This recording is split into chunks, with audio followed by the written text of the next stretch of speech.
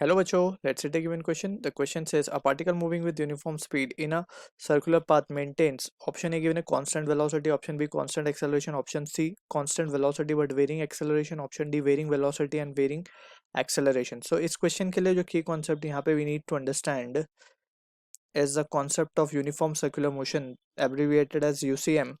So for UCM we know कि जो speed होती है that is V, it is a constant value and precisely we are talking about the magnitude of velocity, right?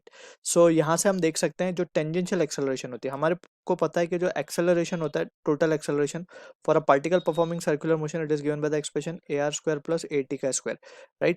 अब यहाँ पे अगर हम बात करें at की तो at is nothing but it is this value, ठीक है? एंड सिंस ये वैल्यू कांस्टेंट है तो ये वैल्यू आ जाएगी 0 80. So for UCM we know कि टेंजेंशियल एक्सेलरेशन 0 होता है, just it is having only the radial acceleration AR, ठीक है? अब हम बात कर लेते हैं जो क्वेश्चन एक्चुअल गिवन है. अब मान लेते हैं कि ये एक सर्कुलर पाथ है जिसमें बॉडी जो है यूनिफॉर्म सर्कुलर मोशन परफॉर्म कर रही है. यहाँ पे ये पार्टिकल है, ठीक है? अब इसमें हम देख सकते हैं कि हर इंस्टेंट पे हर पोजिशन जो है यहाँ पे हम शो कर रहे हैं पार्टिकल की, इसका टेंजेंशियल एक्सेलरेशन 0 है लेकिन इसका रेडियल एक्सेलरेशन हर मोमेंट पर है, ठीक है? और उसका हर बार डायरेक्शन अलग अलग है.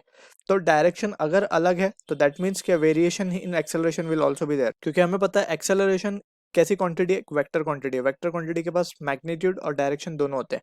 अगर दोनों में से एक भी चेंज हो जाए तो वी कैन से कि एक्सेलरेशन विल बी चेंजिंग.